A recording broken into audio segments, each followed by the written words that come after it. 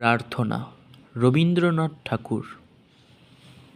এই কবিতাটি নৈবেদ্য কাব্যগ্রন্থের ৭২ সংখ্যক কবিতা থেকে নেওয়া হয়েছে।